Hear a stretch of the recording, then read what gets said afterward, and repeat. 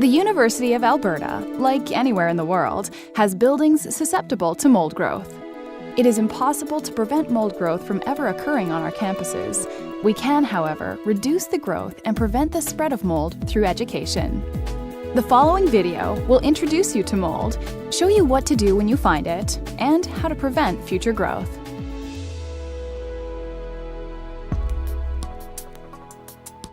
Mold is a type of plant belonging to the fungi family that occurs naturally both indoors and outdoors.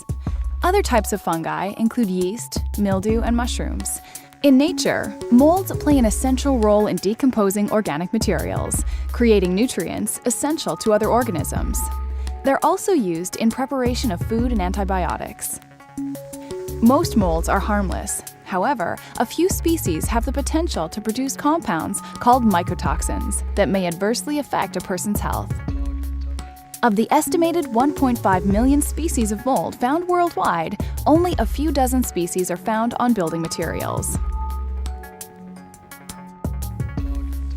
Most mold reproduces through the formation of microscopic cells called spores. They are resistant to drying and spread easily through the air. These spores lie dormant unless building materials get wet. Once wet, the spores begin to grow and release chemicals that digest the surface and underlying materials. In addition to moisture, mold needs the right temperature and a food source. Under optimal conditions, mold grows rapidly. Mold is found just about everywhere, inside and outside. Elevated levels are typically found in places with lots of moisture and humidity. Mold growth is most commonly found on paper and wood products.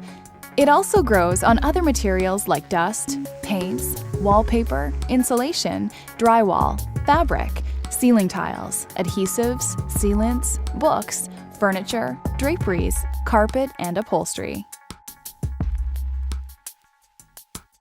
Negative health effects from exposure to the mycotoxins produced by certain molds are dependent on the concentration, duration of exposure, and an individual's unique response.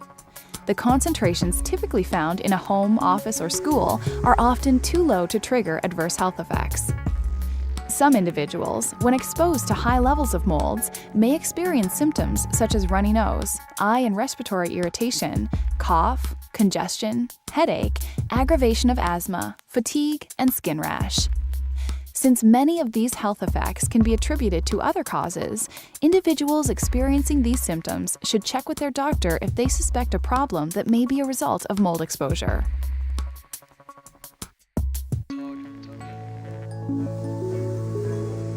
Signs of mold include musty, earthy odors and visible growth on exposed surfaces.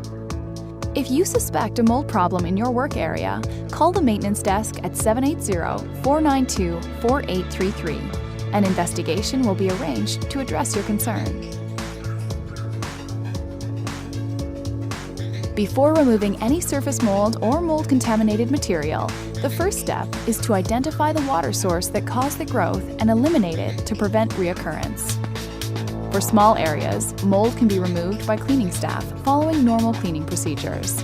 This usually involves cleaning affected areas with disinfectant, a dilute bleach solution, or detergents. Moderately sized mold-contaminated materials can be removed by properly trained staff or a qualified mold remediation contractor. Proper procedures and equipment are required to perform such work. Larger areas of mold-contaminated materials should be removed by a qualified mold remediation contractor. Proper procedures, equipment, and trained workers are required to perform this work. There are no specific requirements for the disposal of mold. Contaminated materials can be disposed of in a municipal landfill unless the contaminated material contains some other type of hazardous material.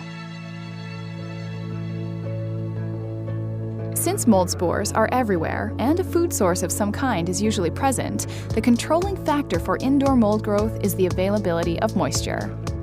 The best way to prevent its growth is to identify early signs such as water staining, condensation, wet spots, or decolorization on building materials. Other prevention tips include: keep the humidity level below 60%. Clean and dry wet building materials within 48 hours after flooding, discarding materials that cannot be effectively dried. Fix any leaks in roofing, walls, or mechanical piping so mold doesn't have moisture to grow.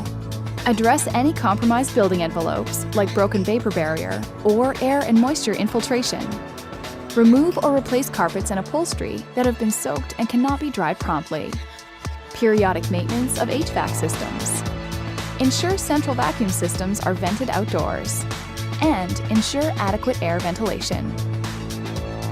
Remember, if you see any early warning signs, report them immediately to the maintenance desk at 780-492-4833.